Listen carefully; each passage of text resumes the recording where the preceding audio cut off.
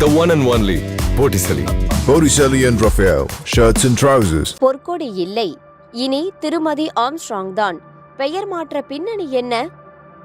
என் பெயரை பொற்கொடி ஆம்ஸ்ட்ராங் என பயன்படுத்தாமல் திருமதி ஆம்ஸ்ட்ராங் என்று பயன்படுத்துங்கள் என ஆம்ஸ்ட்ராங்கின் மனைவி பொற்கொடி வேண்டுகோள் விடுத்துள்ளார்.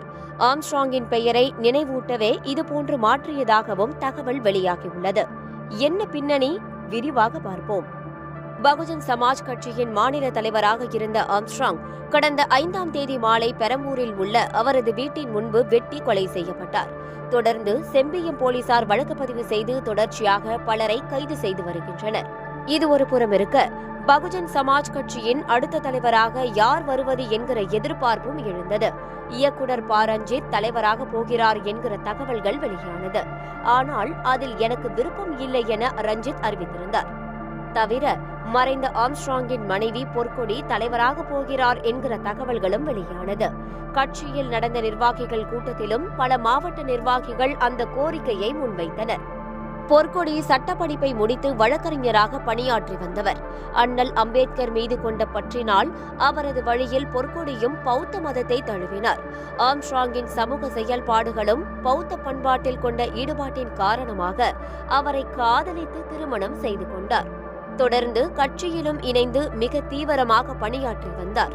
2024 நாடாளுமன்ற தேர்தலில் கட்சி சார்பில் போட்டியிட்டவர்களுக்காக பிரச்சாரத்திலும் ஈடுபட்டார்.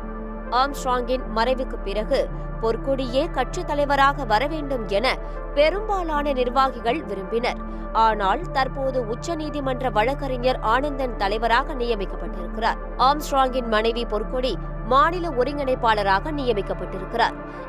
இந்த நிலையில் இனி தன்னுடைய பெயரை பொற்கொடி ஆம்ஸ்ட்ராங் BABL என அழைக்காமல் திருமதி ஆம்ஸ்ட்ராங் BABL என்று அவர் பயன்படுத்த உள்ளதாக தகவல்கள் வெளியானது.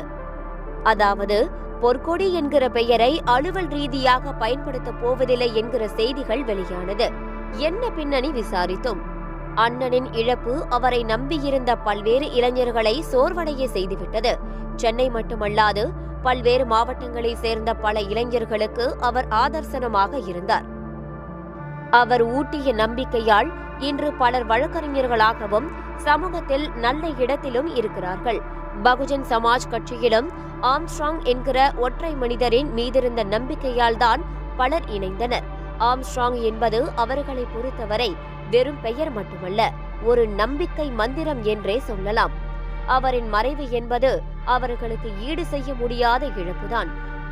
ஆனால் அவரின் இடத்தில் அண்ணி இருந்தால் ஓரளவுக்கு நம்பிக்கையோடு அவர்கள் பயணிப்பதற்கு உதவும். அதனால்தான் கட்சியின் தலைவராகவே அண்ணி வர வேண்டும். பொற்கொடி ஆம்ஸ்ட்ராங் என்கிற பெயர் எங்களுக்கு நம்பிக்கையை கொடுக்கும் என பலர் கோரிக்கையை முன்வைத்தார்கள். ஆனால் பல சூழ்நிலைகளால் அவரால் தற்போது தலைவராகவில்லை. ஆனால் ஒருங்கிணைப்பாளராகி இருக்கிறார். ஆம்ஸ்ட்ராங் என்கிற பெயர் கொடுத்த நம்பிக்கையை அப்படியே கடத்துவதற்காகத்தான் அவர் தற்போது தன்னுடைய பெயரை திருமதி ஆம்ஸ்ட்ராங் என பயன்படுத்த போவதாக அறிவித்திருக்கிறார். இது அவருக்கு மட்டுமல்லாது அவரை பின்பற்றும் இளைஞர்களுக்கும் புது உத்வேகத்தை கொடுக்கும் என்கிறார்கள் அவரின் ஆதரவாளர்கள். பார்ட்டி வேர்னாலும் I prefer Botticelli. எங்க இருந்தாலும் நம்ம ஸ்டாரா தெரியணும் இல்லையா? வெரைட்டியான கலர்ஸ், நியூ டிசைன்ஸ், அதுக்கு மேல star look. The one and only Botticelli. Botticelli and Raphael, shirts and trousers.